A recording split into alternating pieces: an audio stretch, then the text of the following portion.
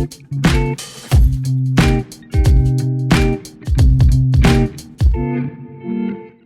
there, welcome to Bible Slash Chat. John, Hey, how are you? great. This is your first Bible Slash Chat. It is. I see you wore your Bass Pro Shops hat. So I don't have to comb my hair. Yeah. Nice. Well, we are. I thought it'd be helpful to have a conversation with you about this because not only do you have some military background and some experience there, but also just some awareness about international things. So I thought it'd be good to have a conversation. The question I want to ask, and we can kind of interact both of us, but the question that we want to ask is, how should a Christian view what's happening right now between Israel and Hamas? Obviously, Hamas isn't the Palestinian government. You have the Palestinian Authority.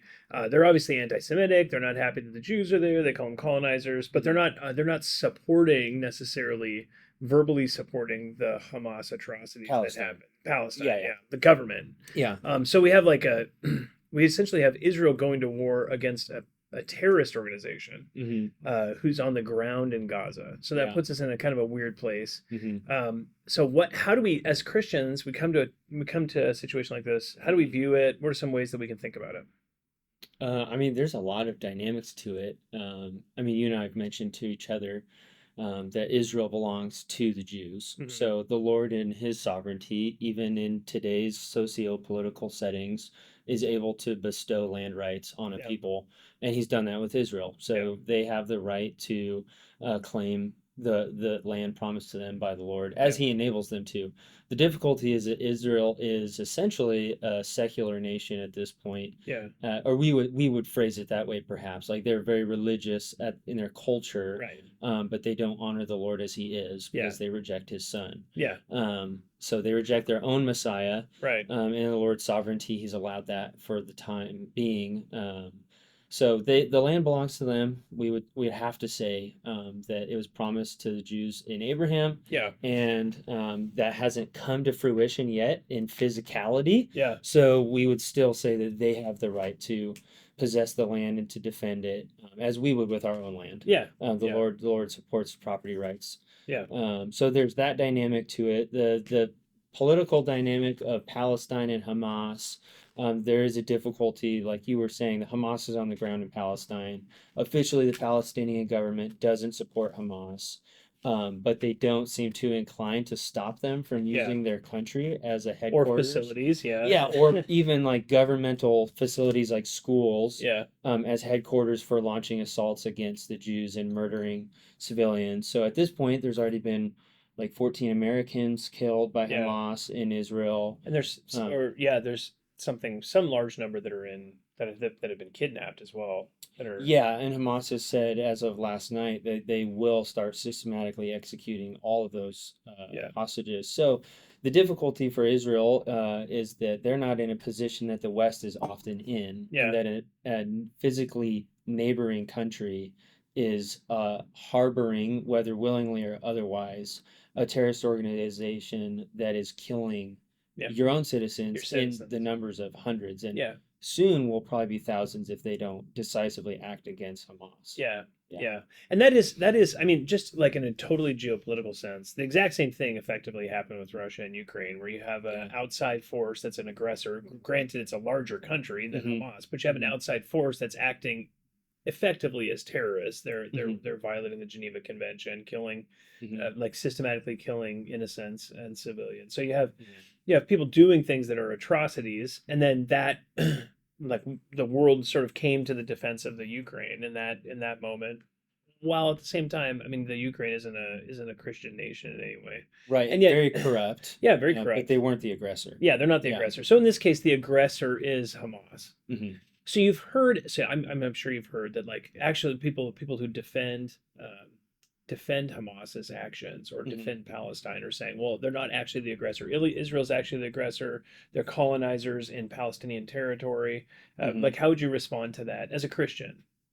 As a Christian, well, I mean, just observationally, like, Israel has an Iron Dome, Palestine doesn't need one. There's a reason for that. So, like, one is in a defensive posture, and the other has not felt the need to develop that type of defense system. So, but as a believer, as far as them being colonizers, I mean, I don't know if I'll hit what you're getting at, but again, I would probably just say that that land actually is not it, it is Palestine in time and space. Right. But in the cosmic reality of the eschatological reality that Hmm. the Lord is going to bring out throughout history, that land is not Palestine, Yeah. actually. Yeah. And that's actually through pressure from the UN and things like that, Israel has been actually pretty reasonable politically Yeah. to not insist on getting their own land back. Right.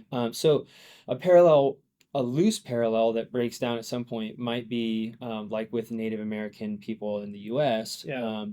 As much as land was taken unjustly in past generations and really evilly, and there was Yeah. cruelty involved and things like that.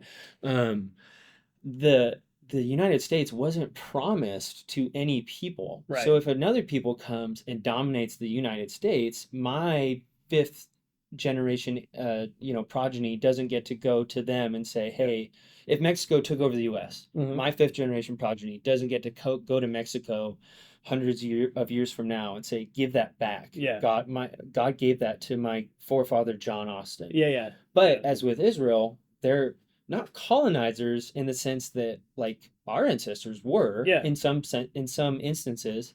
That actually just is theirs Yeah. into the future of the world. Yeah. Yeah. Yeah, That's helpful. So while we would affirm God's gift of that land to Israel as Christians, as Christians. what would you say to people who say like effectively just wholesale support Israel right now? Oh, I see what you're saying. Yeah, No, no, no. no. That I mean that was what you said was the right. But that was kind of what I was getting at. But then Oh, this is like okay. a follow up. Okay, yeah. I mean, you just can't do that. Yeah. It's not loving Israel to support Israel in the fact that they are wholesale supportive of it seems like from an outside perspective homosexuality Yeah. Yeah. openly expressed in the streets in cities like Tel Aviv, Yeah. and so we it's not loving to affirm that. It's not loving, for instance, in your children to affirm sin. Right.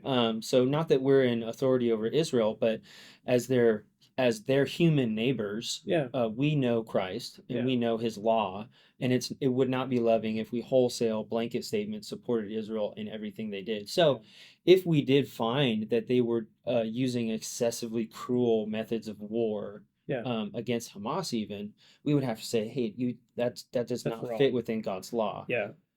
So So yeah, in you this can't in do that that. sense, so in that sense, you have two unbelieving groups fighting each other. Yes. As a believer from the outside, you look at that event and you say, okay, well, neither of these are believing groups. Both of them have violations. So Hmm. where violations exist, we'll decry the violation. Yeah. While at the same time, we can still in a sort of like in a eschatological sense hold that Israel has the right to the Hmm. land, and so Hmm. they are acting in a defensive posture for the defense of their people, which we would want to support, and even the Yeah. Geneva Convention supports. So Yeah. yeah, Yeah, and any law that aligns itself with God's justice would allow that. Would yeah, allow them to defend themselves. yeah, Yeah, and exactly. it's their responsibility Yeah, to use the sword yeah. for the sake of their citizens. Totally, and to protect their citizens, which Yeah. obviously this is, I mean, citizenry are being murdered. I mean, there's Yeah. like lots and lots of evidence of that. So, okay, so one other text that came to mind Hmm. is Daniel chapter 9, verse 26. It's very interesting. It's a description of the death of the Messiah Hmm. and the invasion of Jerusalem by the Roman forces Hmm. in 70 AD, which is the last time Israel had the land until 1948. Right. So you have this invasionary force that comes in, the Romans come in, they wipe them out, send them out. Islam starts 600 years later, comes in and Hmm. effectively takes over that region. But it's interesting because it says it's talking about the city, and it says the city's end will come with a flood. Even to the end, there will be war. Hmm. Desolations are determined. Very interesting to me that he says essentially, till the end of time, there's going to be war in that region Yeah. because that is just how it works. I mean, Hmm. that's kind of the confluence of three major world religions, and Hmm. the people of Israel are God's people, and He's put them there for that purpose. And Hmm. yet, and that land belongs to them, and yet war is going to happen there because they're not in submission to their Messiah. So, Yeah. anyway, Yeah, and would you say that the general ebb and flow throughout history of anti-Semitism is related to that. Totally. The conflict there revolves around the rejection of the Jews. Yeah. Yeah. There's a general hatred of the Jews. I think there's general Yeah. anti-Semitism in the world. It's interesting. I mean, even I mean, like if you get on the news, there are pro-Palestinian rallies and Hmm. people saying they know they have the right to kill Jews. Hmm. A general, I mean, really, the entire region is generally anti-Semitic. Hmm. The hatred of the nation of Israel, and if you just look, I mean, if you just hear the rhetoric from like Iran, Hmm. all of the Middle Eastern countries, the rhetoric is anti-Israel. Even though there's places where there's like even like treaties and interaction happening between Israel and other Arabic Oh yeah. nations, Yeah. there's still like a general rhetoric that's like these people should be killed and should Hmm. be wiped off the face of the earth. So yeah, yeah. Yeah. Yeah. Anyway, well, I hope that's helpful for you in thinking through how a Christian could think through this conflict.